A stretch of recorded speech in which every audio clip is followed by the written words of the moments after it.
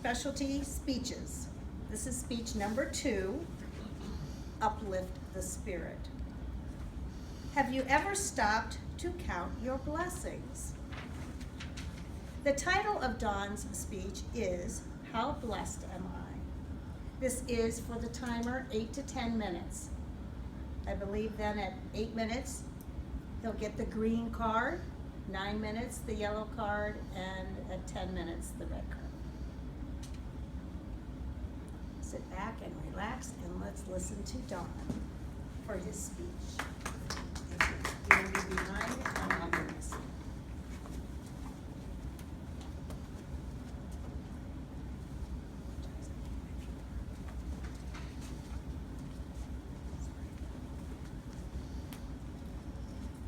Madam Toastmaster, fellow Toastmasters, and guests. Christina gave an icebreaker speech, not her first, that is typically the first speech you give in Toastmasters to introduce yourself. It is usually a shorter speech, and somehow we ask you, when you join a new club, to tell us all about the 21 years in your life in 4 to 6 minutes.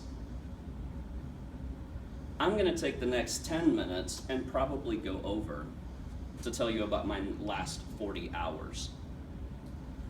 It has been a whirlwind of excitement. It has been fascinating. I have not slept, and it is only getting better. Tuesday afternoon, the international president-elect of Toastmasters International, Balraj Al-Rana-Sulam, flew into the Northeast Ohio area and will be spending the time with us until the end of the Saturday conference. If you don't have your ticket yet, get it now for the Saturday conference. Yesterday at noon, we presented an award to Timken Corporation for their participation with Toastmasters and the fact that earlier in the year, that club was ranked #1 in the world. I'm specifically proud because that club is in my area. I have worked with them to get them motivated to achieve new things, to grow their club through the Distinguished Club program and become President's Distinguished. That took 5 minutes of my effort. According to some of the district leadership and President-elect, I had something to do with it. I'm telling you, I didn't. I was in the right place at the right time. I said a few sentences to the right people and said, here's where you can go. This is what you can do. And they took it and ran with it.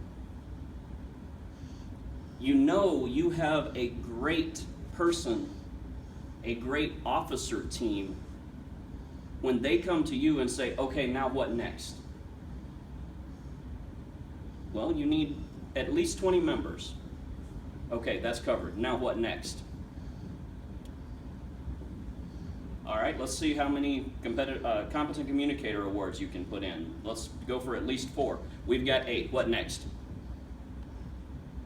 Well, let's work on our competent leadership, our advanced communication, our advanced leadership. And I went down the list of the Distinguished Club program, and every time the answer was, now what next? That is great leadership on the part of that club president to motivate her officers, and I want to give her all of the credit for that.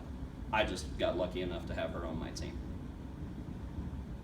Last night, after having lunch at Timken with the president-elect, last night our district executive council met in Independence, and we had dinner with the president-elect. He spoke to our district leaders, cast a vision of where we can be as a district, and a few of his words I want to share with you as a club because I think it's important. We are doing everything right, according to the man holding the highest office in Toastmasters. We are doing everything right to start new clubs, to gain new members, to get out into the community and perform youth leadership projects like the one we did here at Echoing You. We are doing everything right except retention of our current members. And this club is a prime example. We are going to lose members to job changes, such as Gary. We are going to lose members to changes in support, such as our Sergeant at Arms, whose company said, okay, you did your year, now we're not going to pay for it anymore. You have to be back at work. Those things we can't avoid, but we can seek out those members and find out how we can serve them better, possibly in another club.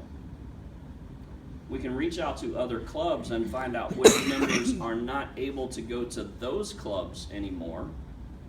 Perhaps Start Community doesn't work for somebody that now has a job at Temkin, but the Temkin Club does work for him. Mark. We don't want to specify that Toastmasters in Green is the only club available, but we need to work with other clubs to support our members and make sure that they have a home no matter where that is. Not every culture is going to fit for every person. Some people are looking for a more laid-back, casual environment, not as strict as what we do here. There's a club that meets on Wednesday night that I can direct them to. There are some that think we are very laid back and not strict enough. There is a club on Thursday morning and another one on Thursday night that I can direct them to. Every club has their own culture, and every club has their own benefits. We need to support our members to make sure that we are giving them what they need. Christina touched on it in her speech. I want to make you happy. She wants to make you happy. I want to make you grow. I want to make you better. She's going to make sure that you're happy while I'm doing it so that I don't make you mad. She is the backbone of this club and has been ever since I've been here. And we have said that in probably every meeting, and it's still not thank you enough.